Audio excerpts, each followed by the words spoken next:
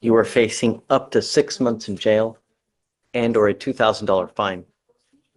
We are going to do probable cause. You have the right to remain silent. Anything you say can or will be used against you. You have the right to... Right off the bat, a charged criminal trespass and a possible 6 months in jail. That's serious. A $2,000 fine hanging over your head is no joke. And don't even get me started on the right to remain silent. We all know how crucial that moment is. Have an attorney appointed if you cannot afford one. Yes, Judge. We're going to go slow. Yes, Judge. On January 5th, 2025, the officer became aware of a stolen vehicle via a flock alert. The flock alert was for a listed stolen blue Hyundai. The officer checked the vehicle's license plate and observed the vehicle stolen as of December 21st, 2024.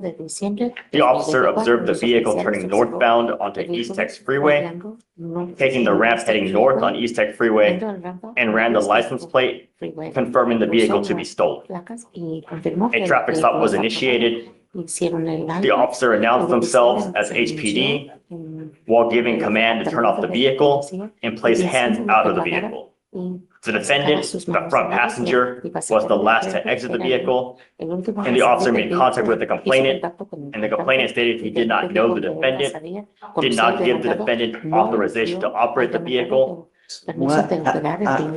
What? So they found the stolen vehicle, Your Honor. How does he know that it was stolen? And Your Honor, there's no need for him to know this vehicle. There's no requirement he knows, only that he's in the vehicle without permission from the owner. And the owner said he does not have. How does he even know that the person driving stole the car? So the officer is confirming the stolen vehicle, and here's where things start to get murky. This passenger has zero connection with the driver. How can they be charged for trespassing in a car they didn't steal or even know was stolen? Well, he doesn't know the defendant. He doesn't know. He didn't say he know he's stolen. He just didn't know him. Did not give So permission. you're telling me that he's in a car, he doesn't know the driver, and Right. The complainant just said that in regard, he did not know the defendant, did not give. I understand that. I get that, Yes. but so he's he's a passenger in a car, and they charge him with criminal trespass. And in the DIMS, it says that he doesn't even know the driver. So how would he even know that the car is stolen? How do they know each other? How I'm beside myself. I don't.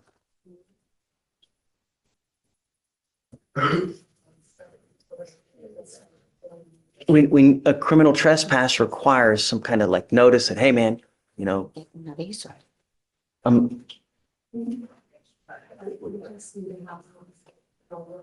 So the trespass was the driver driving into the area and he was the defendant. he's the passenger, right? I would assume that the driver got charged with UUMV. Let me see what he got charged with. If you tell me no, I'm gonna lose it. Really? Yes, Judge, UMB. Okay. But the problem is that like, how would he know that the car is stolen? Right? You got to give me something that it's a specific intent crime. You have to, you know, there's got to, in my opinion, you've got to somehow know that the car is stolen. And Your Honor, further, I guess to get to that, he was in a relationship with the defendant who was in the vehicle, and there were signs of damage to the vehicle that the officer articulated, saying that there was. Now, the defense is raising a fair point. How would you even know the car was stolen unless you were told or you saw something suspicious? Just being a passenger doesn't seem like enough. They need to connect the dots more clearly, and then... One moment. a scratch on the hood. Signs of theft that would lead a reasonable prudent person to believe the vehicle was stolen, as the steering column was broken in a manner that only a screwdriver could turn the vehicle on, and the screwdriver was tagged into the evidence.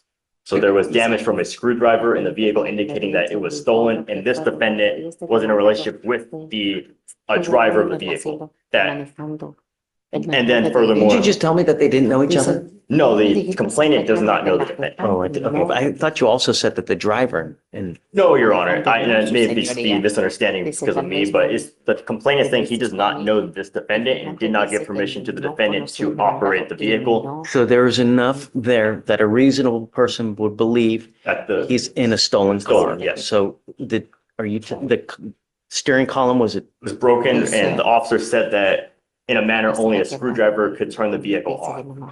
Un desarmador podía apagar el vehículo.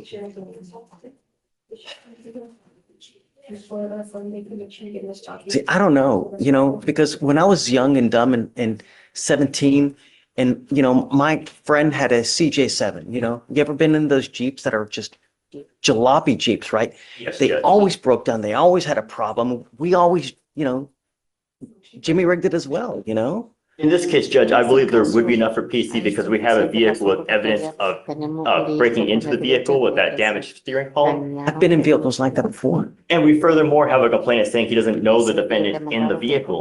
That makes no difference to me. That goes to the element of without, for the criminal trespass, it goes to the, with, knowledge that it was, Nah, I'm not, no, I'm sorry. I'm gonna find no probable cause. I'm Yes, sorry. Que no hay razón probatoria. Be careful. When you hang with dogs, you get fleas. I don't know what your status is in this world, if you're in this country with permission. But if you go to jail and you're not in this country with permission and you spend any kind of, Boom evidence from the officer, a damaged steering column and a screwdriver to boot. Suddenly, everything changes. This isn't just some broken car. It's a key piece of evidence that could tie the passenger to a stolen vehicle. 4+ hours in there, immigration will put a detainer on you and you will be stuck like Chuck in there until you get shipped to immigration. So live like a halo, especially if you're not well documented in this country. Go ahead, take a seat for me, sir. Mr. Johnson, you were charged with burglary of a motor vehicle. You were facing up to a year in jail and or a $4,000 fine. We're going to do probable cause. You have the right to remain silent. Anything you say can or will be used against you. You have the right to have an attorney present. If you cannot afford one, one will be appointed to you, sir. Yes, Judge. On September 22nd, 2023, officers were dispatched to a lawn management company at 630 Rankin Circle for a burglary in progress. The defendant and a co-defendant had cut through the fence surrounding the property and were searching through vehicles at the location. There are surveillance videos of the defendant and co-defendant inside a van on the property. Can you run an NCIC on him? I'd like to know what, if anything, has happened from the time that he picked this case up to the time he's now back in front of us. Yes, Judge. I don't know, Mr. D. Guys, he has a warrant for now, and I don't know if I'm gonna give him a PR bond. I want to see how he's been since September 23. If you've been on picking up cases like it's just left and right, then I don't know, man, but Yes, sir, Your Honor. my only concern is my community. That's all I care about, and I'm going to do everything in my power to protect my community. If you've just become a danger where you're hopscotching states and you're playing hopscotch and you're picking up cases while you're hopscotching, no. The revolving door closes. So I do see on December 7th, 2023, the Georgia case theft by taking, but that's the only other case. Was that a felony or was that a misdemeanor? It's felony, Your Honor. What was it? Do you have a disposition?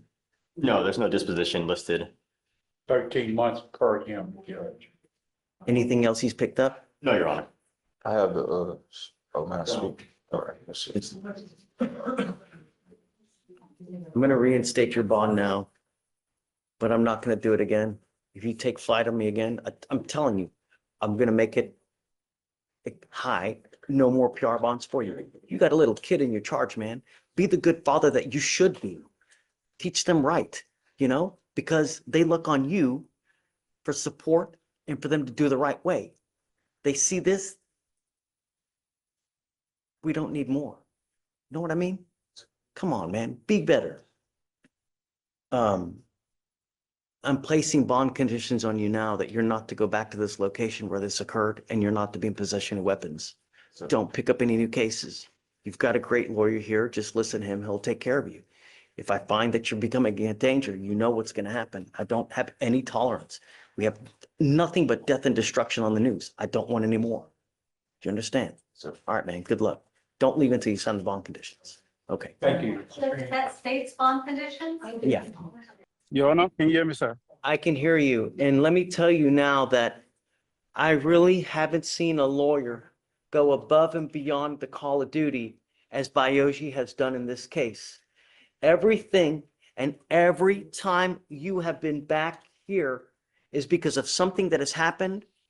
Whoa, hold up. The defendant's got a laundry list of charges and failed attempts to follow through on previous orders. Is this guy just caught in a cycle of bad decisions?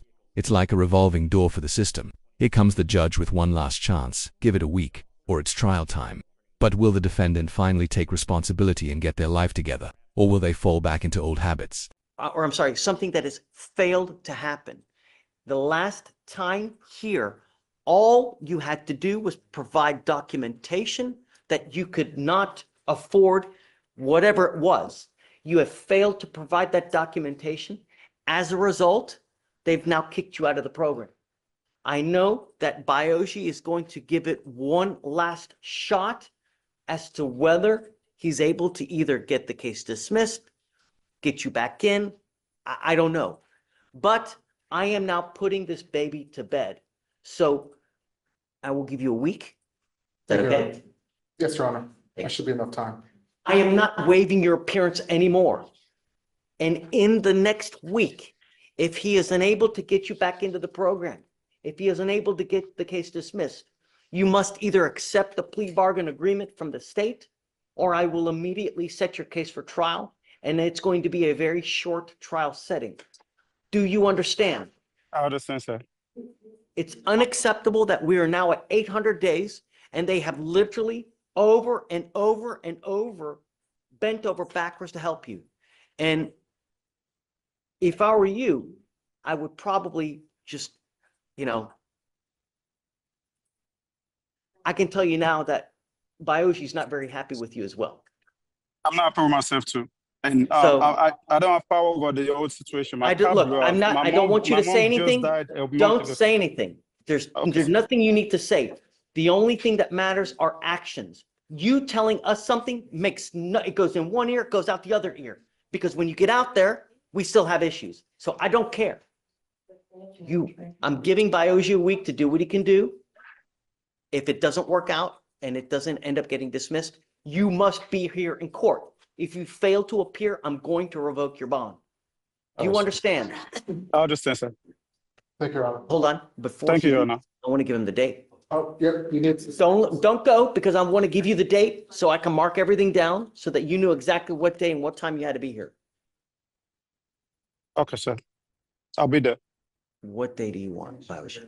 Your Honor, we can literally do this time next week, the 24th. If you need a little bit more, because I know how busy you are, I'm happy to give you an extra week if you want. Then that would be the 30th. Yeah, but don't pick a Friday because Fridays are busiest with arraignment. So perhaps like a Thursday or whatnot, Okay, I'll pick, okay, You want that Thursday? let me just double check that. That would be Thursday, the 30th. 30th. You want to do that? And because of how great you have been, Bayoshi, but I appreciate you. Yeah. Yeah, Thursday, the 30th works. all right. Thank you. If you could, You must be here January 30th. If the case is still active and it doesn't get dismissed, you must be here in person on that day and either accept the plea bargain from the state or we will immediately set it for trial. Do you understand? Yes, sir. Thank you. All right. thank you, Your Honor.